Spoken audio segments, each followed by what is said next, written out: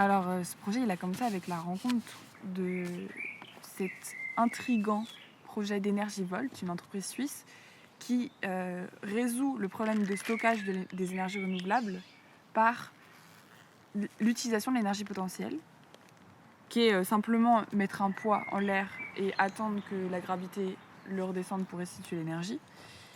Sauf que pour le faire, ce qui est assez absurde, c'est qu'ils construisent des énormes blocs en béton qui montent les uns sur les autres, alors que nous, en tant qu'architectes, on se pose tout de suite la question de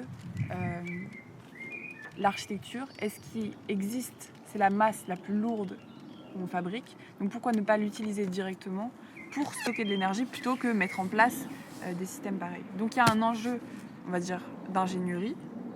Et tout de suite, se dire on habite dans le mouvement, c'est se poser une autre question, qui est celle de la fenêtre, étonnamment, puisque la théorie des médias nous dit le cinéma a remplacé dans la société le rôle qu'avait la peinture, et Sybertin Blanc et Bonny sont assez intéressants à un sujet où ils mettent en évidence que la fenêtre telle qu'on la connaît actuellement vient du moment où la peinture est sortie de l'église, qu'elle s'est posée sur un cadre dans l'espace domestique et qu'elle donnait à voir un paysage et elle donnait à la fenêtre qui était jusque-là une simple aération l'idée, elle aussi, de montrer un paysage.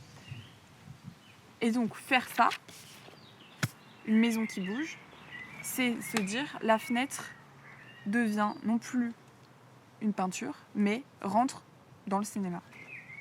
Et au-delà de cet enjeu, on va dire, d'ingénierie et d'esthétique, il y en a un autre. C'est aussi un contexte politique et environnemental lié aux thèses collapsologiques qui montrent que finalement chaque domaine est capable de prévoir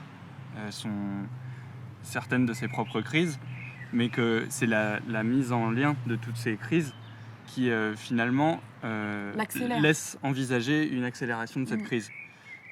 Cette donc ultra interdépendance et donc une fragilité, comme on a pu le voir lors du Covid.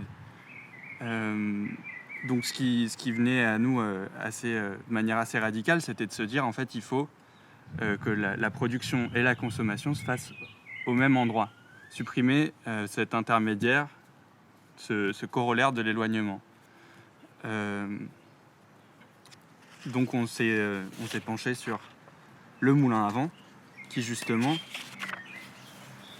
ne dissocie pas l'espace de production et l'espace de consommation.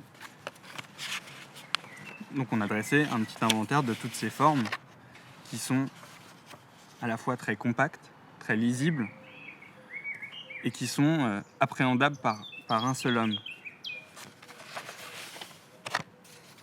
Et revoir aussi toutes ces formes, c'est se poser la question du progrès dans notre société, qui a tendance à être un discours ultralinéaire, fataliste, et qui met les gens qui s'intéressent à des formes précédentes dans une position de réactionnaire, de conservateur ou de romantique, alors que le moment où a été fait ce choix entre le moulin qui a dérivé à l'éolienne a été fait dans un contexte particulier qui aujourd'hui est différent, a changé, et donc ça vaut toujours le coup de se reposer ce choix et de se dire peut-être qu'actuellement la forme du moulin a de nouveau du sens. Donc courant octobre, on a mis en place ce prototype qui n'a pas de valeur formelle, mais simplement qui met en jeu les 3 enjeux exposés, c'est-à-dire habiter dans un volume qui serait ici représenté par cette masse jaune, capter l'énergie du vent et finalement la restituer par la simple gravité. On a effectué un premier dimensionnement pour avoir une idée de ce que voulait dire ce système en se disant qu'on voulait qu'il soit habitable par 4 personnes, sans pour autant figer un programme précis, mais plutôt se focaliser sur le terme habité. Ce qu'on en a retiré, c'est qu'il fallait environ 300 tonnes soulevées à 6 mètres de haut pour disposer d'environ 4 kWh qui permettraient de pallier à des pénuries de vent de l'ordre de 4 jours. est assez vite venue la question de comment soulever une telle masse, 300 tonnes. On avait vu les systèmes de crémaillère qui étaient déjà utilisés dans certaines maisons mobiles et leurs failles, leur manque de fiabilité. Et c'est notamment avec la rencontre qu'on a fait de Sylvain Holl que s'est éclairé le système de levage en optant pour un choix de mouflage. C'est le système de câbles qu'on voit passer entre les poulies. Ce qui nous intéressait particulièrement dans ce système, c'est le fait qu'ils mettent directement en scène une masse suspendue et non pas un système dissimulé qui ne serait pas lisible comme l'étaient les moulins.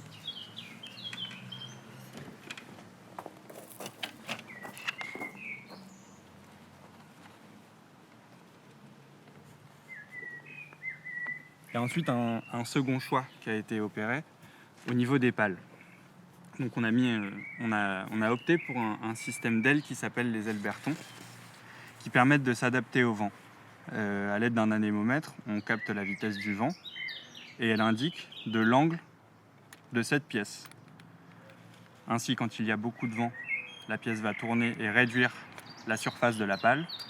Au contraire, quand il y en a peu, on va capter un maximum de vent en se mettant perpendiculaire. Ces pales, c'est aussi un enjeu important pour nous parce que c'est des pales qui sont assemblées, contrairement aux pales d'éoliennes qui sont des objets moulés et donc qui demandent une industrie lourde. On a aussi fait le choix d'avoir 4 pales parce que 4 pales, ça permet non seulement de les ajuster 2 à 2, c'est-à-dire qu'on a vu certains amoulageurs hollandais mettre des pales différentes 2 à 2 pour mieux ajuster la puissance du moulin et donc avoir une forme de régulation empirique et la capacité de s'adapter finalement à la spécificité d'un vent. Enfin, 4 pales, c'est le minimum de pales nécessaire pour avoir un équilibre et avoir la fréquence de rotation la plus basse. Plus il y a de pales, plus l'hélice va tourner vite. Cette fréquence de rotation, elle est donc de l'ordre de 7 tours par minute. Et suite à des rapports de réduction de l'ordre de 50, avec les engrenages qu'on voit ici, permet d'avoir un treuil qui enroule le câble à une vitesse de 0,2 tours par minute, soit une montée qui va durer entre 5 et 6 heures. Ensuite, il y avait la problématique de comment s'orienter face au vent. C'est finalement la forme aérodynamique du volume qui nous permet de nous orienter toujours face au vent, de laisser les pales prendre le vent et d'avoir l'angle droit de ce cercle comme une partie qui sera du coup toujours non exposée au vent. En revanche, dans le cas du Mistral, le vent vient du nord et donc ces parties-là sont les parties les plus exposées au soleil, ce qu'on expliquait dans la vidéo.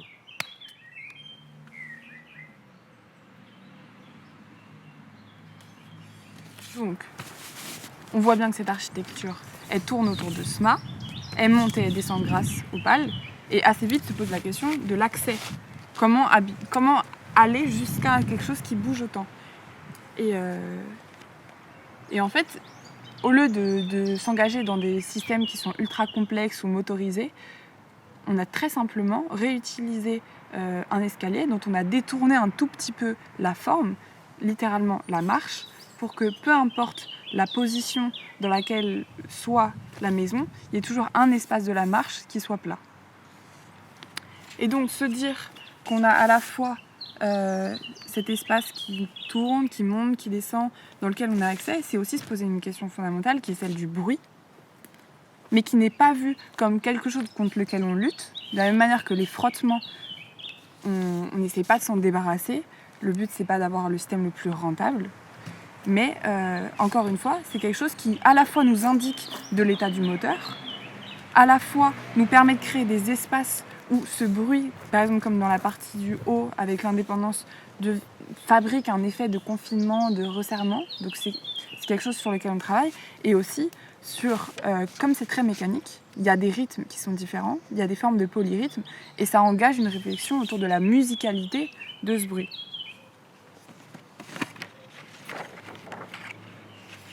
Et donc, ce bloc qui maintenant est créé, auquel on a accès, qui bouge, qui a du bruit, mais c'est pas grave, au contraire, c'est intéressant, vient se former sur 2 trames. Une trame de 8, qu'on retrouve dans le palier principal inférieur et supérieur, et sur lequel viennent reposer des murs de 70 cm d'épaisseur. Et à l'intérieur même de l'espace d'habitation, qui est une forme en spirale, en hélicoïde, une trame sur 7 qu'on retrouve dans cette sorte de partition qui est l'espace habité qu'on déroule en une fois et qui nous permet de bien mettre en valeur le travail qui a été fait sur chaque fenêtre qu'on voit notamment apparaître dans le film avec les murs où en fonction des usages on voit des fenêtres travailler différemment.